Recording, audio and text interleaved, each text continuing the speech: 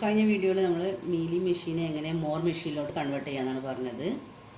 ഇത് ഞാൻ പറയുന്നത് തിരിച്ചാണ്. അതായത് മോർ മെഷീനെ മീലി മെഷീനിലേക്ക് എങ്ങനെ കൺവേർട്ട് ചെയ്യാം. അവിടെ നിങ്ങൾ ചെയ്ത അതേ പ്രോസസ്സിനെ തിരിച്ച് ചെയ്യുമ്പോൾ എങ്ങനെയാണ് അത് ഒന്ന് മനസ്സിലാക്കി കഴിഞ്ഞാൽ മറ്റത് വളരെ സിമ്പിളാണ്. നമുക്കറിയാം, ഇവിടെ നേരത്തെ ഔട്ട്പുട്ട് ഉൾപ്പെടുത്തി ഇവിടെയുള്ള എ ഇൻപുട്ടിനും ബി ഇൻപുട്ടിനുള്ള ഔട്ട്പുട്ട്സ് ഒഴിവാക്കിയിട്ടാണ് ചെയ്തത്. തിരിച്ച് അങ്ങോട്ട് മാറ്റുക. അതായത് ഇതോട്ട് ഒഴിവാകും.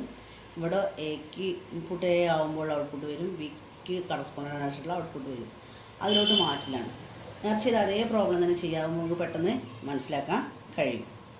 അപ്പോൾ ഇതാണ് ഒരു മോർ മെഷീൻ്റെ ഒരു ട്രാൻസിഷൻ ടേബിൾ. ഇത് നമ്മൾ മീഡിയം മെഷീനിലോട്ട് കൺവേർട്ട് ചെയ്യാം. ട്രാൻസിഷൻ ടേബിളിലല്ല തന്നിട്ടുള്ളത്, ഒരു ഡയഗ്രമാറ്റിക് റെപ്രസെൻറ്റേഷൻ ആയിട്ടാണ് തന്നിട്ടുള്ളത് എന്നുണ്ടെങ്കിൽ നമ്മൾ എന്ത് ചെയ്യാം, ഡയഗ്രത്തിനെ ടേബിളായിട്ട് കൺവേർട്ട് ചെയ്യണം. എന്നിട്ടാണ് ചെയ്യുക. അപ്പോൾ ഇത് ടേബിളായിട്ടാണ് തന്നിട്ടുള്ളത്. അപ്പോൾ ആദ്യം ഈ ഒരു ക്വസ്റ്റ്യൻ ആണ്. ഈ ക്വസ്റ്റ്യൻ എന്ത് ചെയ്യണം, ക്വസ്റ്റ്യനിൽ നിന്ന് സ്റ്റേറ്റ്സിനെ അതുപോലെ എടുത്തെഴുതണം. അപ്പോൾ നമുക്ക് എന്ത് ചെയ്യാം, സ്റ്റേറ്റ്സിനെ അതുപോലെ എടുത്തെഴുതാം.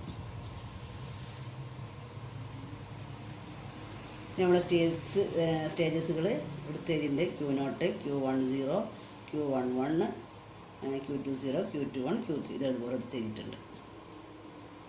പിന്നെ ഇൻപുട്ട് സിമ്പിൾസ് എടുത്തെഴുതിയിട്ടുണ്ട്. എ എന്ന ഇൻപുട്ട് സിമ്പിളും ബി എന്ന ഇൻപുട്ട് സിമ്പിളും എടുത്തെഴുതിയിട്ടുണ്ട്. ഇനി നമുക്ക് എന്താണ്, എക്ക് ഇൻപുട്ട് എ ആകുമ്പോൾ ഔട്ട്പുട്ട് കിട്ടണം, ഇൻപുട്ട് ബി ആകുമ്പോൾ ഔട്ട്പുട്ട് കിട്ടണം. നമ്മൾ അങ്ങോട്ട് പോയ അതേ പ്രൊസീജിയർ തിരിച്ച് ഇങ്ങോട്ടും ചെയ്യാം. അപ്പോൾ നോക്കൂ, Q0ന് ഇൻപുട്ട് എ ആകുമ്പോൾ സ്റ്റേജ് എന്ന് പറയുന്നത് Q3 ആണ്. Q3 ആകുമ്പോൾ ഔട്ട്പുട്ട് നോക്കുക. നിങ്ങൾ ഇപ്പുറത്തുള്ള ഈ ഒരു ഫിഗർ നോക്കിയാൽ മാത്രമേ നമുക്ക് മനസ്സിലാക്കാൻ കഴിയുള്ളൂ. ഇവിടെ നോക്കൂ, Q3 എന്ന് പറയുമ്പോൾ അതിൻ്റെ ഔട്ട്പുട്ട് എന്താ പറയുന്നത്, 0 ആണ്. സോ ഇവിടെ 0 ആയിട്ട്. പിന്നെ അടുത്ത് Q11 ആണ്. Q11 ആണെങ്കിൽ ഔട്ട്പുട്ട് എന്താ വരിക നോക്കുക, 1 ആണ്. സോ 1. പിന്നെ അടുത്തത് Q10ൻ്റെ അവിടെ വരുന്നത് Q0 ആണ്. Q0ന് ഇവിടെ വരുന്നത് നോക്കുക, 1 ആണ്. Q3ക്ക് വരുന്നത് എന്താ നോക്കുക, 0 ആണ്. അതുപോലെ ഓരോന്നിനും Q0ന് 1 ആണ്, Q3ക്ക് 0 ആണ്. പിന്നെ Q21ന് 1 ആണ് വരുന്നത്. സോ Q21ന് ഇവിടെയും 1 ആണ് വരിക. Q21 1. Q20 0 ആണ്. സോ 0 0. പിന്നെ അടുത്ത് Q10ക്ക് വരുന്നത് 0 ആണ്. Q0ക്ക് വരുന്നത് 1 ആണ്. പഴയ ഔട്ട്പുട്ട് അതുപോലെ എടുത്തെഴുതുക.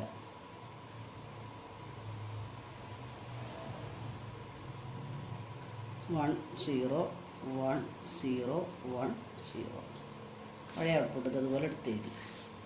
ഇങ്ങനെ വന്നു. ഇനി നമ്മൾ ചെയ്യേണ്ട എന്താ കാര്യം, നേരത്തെ ഇത് ഒഴിവാക്കി ഇത് വന്നു, അതിന് പകരം എന്ത് ചെയ്യുക, ഇതങ്ങോട്ട് ഒഴിവാക്കുക, ബാക്കി ഇത് അതുപോലെ എടുത്തെഴുതുക. അത്ര സിമ്പിളാണ്. അത് സ്റ്റേജ് അതുപോലെ എടുത്തെഴുതാം. Q0 Q3 0 Q1 1. പിന്നെ ശ്രദ്ധിക്കേണ്ട കാര്യം എന്ന് പറയുമ്പോൾ നമ്മൾ ഡിവിഷൻ, അവിടെ നമ്മുടെ സ്റ്റേജിനെ 2 ഔട്ട്പുട്ട് വരുമ്പോൾ 2 ഡിവൈഡ് ചെയ്താൽ രണ്ടെണ്ണത്തിലെല്ലാം സിംഗിൾ സ്റ്റേജാക്കി മാറ്റണം. അതാണ് ഇതിൻ്റെ പ്രത്യേകത. ഈ ഒരു കാര്യമാണ് ശ്രദ്ധിക്കേണ്ടത്. ഇവിടെ Q10 ഉണ്ട്. Q10യും Q1നും കൂടി Q1 ആക്കി നോട്ട് ചെയ്യുക. Q20യും Q21നെയും കൂടി Q2 ആക്കി നോട്ട് ചെയ്യുക.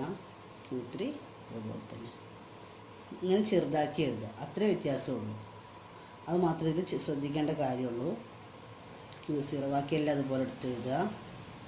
Q21 Q10 അതുപോലെ തന്നെ ഇവിടെ Q30 Q20 Q01. നമ്മുടെ ഇതെന്തായി, മീലി മെഷീനായി മാറി. കാരണം മീലി മെഷീൻ്റെ സ്റ്റേറ്റ്മെൻറ്റ് ഇങ്ങനെയാണ് വരിക. അതാണ് ഫിഗറാണ് നമുക്ക് മനസ്സിലാവേണ്ട. ഒരു ഡെഫിനേഷൻ പഠിച്ചതിൽ അപ്പുറത്തേക്ക് നമുക്ക് ആ പ്രോബ്ലം ചെയ്യുമ്പോൾ മനസ്സിലാവും. മീലി മെഷീനും മോർ മെഷീനും ട്രാൻസിഷൻ ടേബിൾ കാണുമ്പോൾ മനസ്സിലാവുള്ള വ്യത്യാസം. മറ്റേത് എന്താ പറയുക, മോർ മെഷീൻ ആകുമ്പോൾ ഇവിടെ എന്തൊരു ഔട്ട്പുട്ട് ഉണ്ടായിരിക്കും, ഈ ഒരു 2 ഔട്ട്പുട്ടുകളും ഉണ്ടായിരിക്കില്ല. തിരിച്ചാണെങ്കിൽ എന്ത് ചെയ്യും, ഈ ഔട്ട്പുട്ട് ഉണ്ടായിരിക്കില്ല, ഇത് രണ്ടും ഉണ്ടായിരിക്കും. അതാണ് വ്യത്യാസം. ഒരേ പ്രോബ്ലം ചെയ്താൽ നിങ്ങൾക്ക് പെട്ടെന്ന് മനസ്സിലാവാനാണ് ഒരു പ്രോബ്ലത്തിൻ്റെ കൂടെ വയ്ക്കാം. നിങ്ങൾ ചെയ്ത് നോക്കുക. Okay, thank you.